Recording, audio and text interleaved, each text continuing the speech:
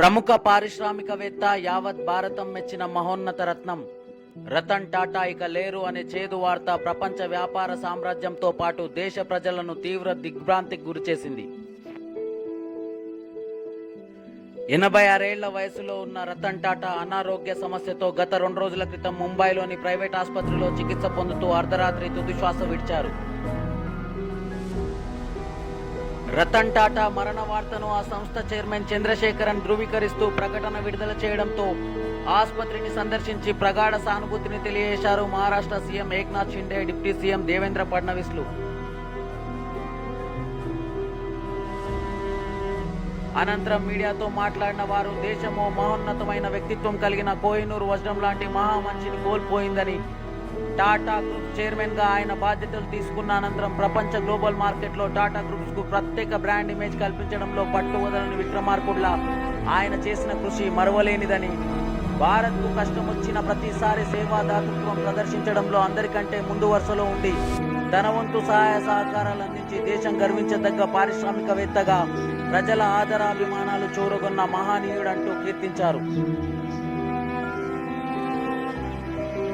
అందుకు నిదర్శనంగా ఆయనను భారత ప్రభుత్వం 2000 సంవత్సరంలో పద్మభూషణ్, 2008లో పద్మ విభూషణ్ పురస్కారాలతో సత్కరించిందని, ఆ సత్కారాలు సైతం ఆయన వ్యక్తిత్వం ముందు చిన్నబోతాయని తెలిపారు.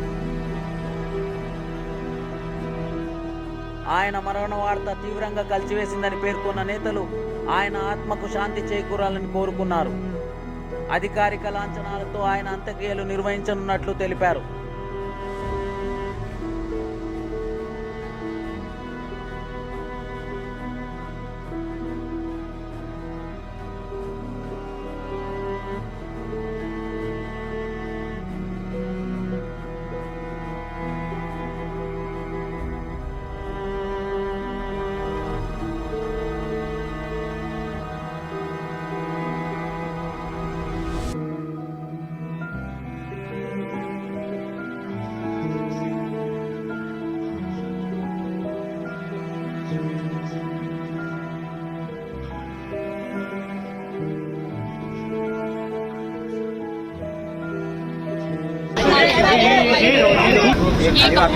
एक अनमोल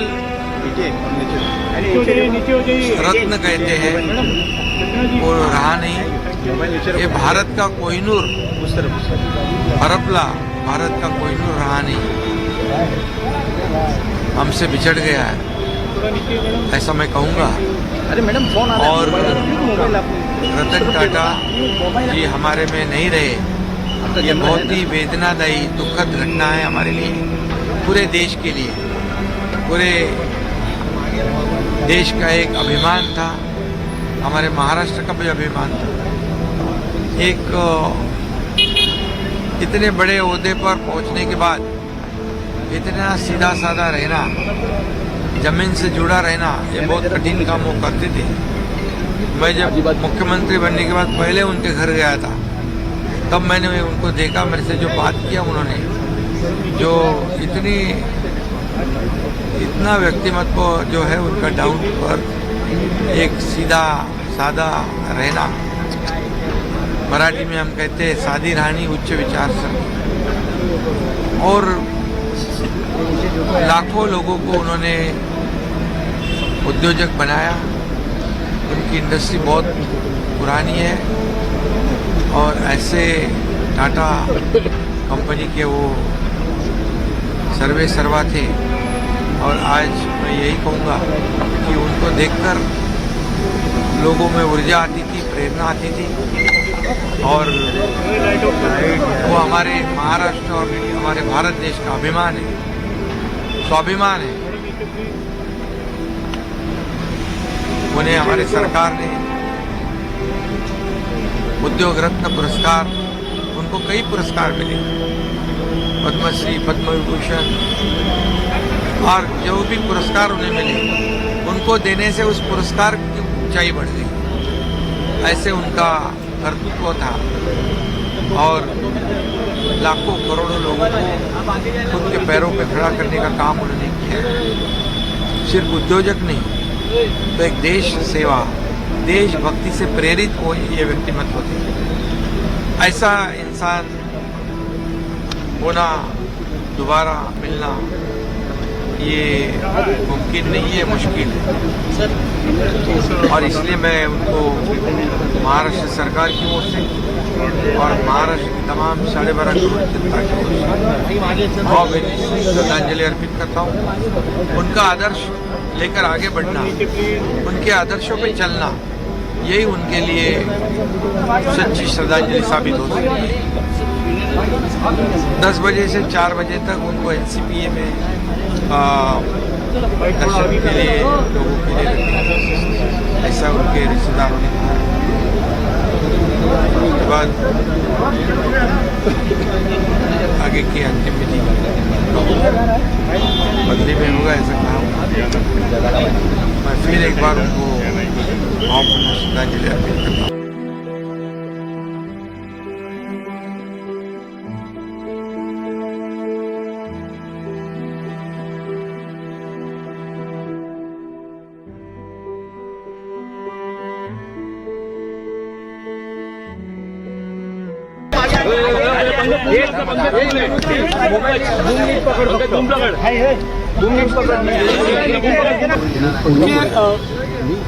रतन टाटा जी ये एक बहुत ही सफल उद्योगपति तो थे ही, लेकिन उससे भी बड़े व्यक्ति के रूप में हम उनको देखते हैं, क्योंकि जिस प्रकार से उन्होंने देश के लिए और समाज के लिए काम किया है, उन्होंने केवल सफल उद्योग नहीं खड़े किए, एक विश्वासार्हता खड़ी की, एक ऐसा ब्रांड खड़ा किया जिसने हमारे देश को एक ग्लोबल इमेज दी, और उसके साथ साथ अपनी संपत्ति को टाटा ट्रस्ट में विलीन करते हुए उन्होंने इस विश्वस्त व्यवस्था से, ट्रस्ट से जिस प्रकार के फिलैंथ्रोपिक काम उन्होंने किए हैं, चाहे वो शिक्षा के क्षेत्र में हो, चिकित्सा के क्षेत्र में हो, रिसर्च के क्षेत्र में हो, बुनियादी क्षेत्र में हो, समाज और देश के उपयोगी जो कार्य उन्होंने टाटा ट्रस्ट के माध्यम से किए हैं,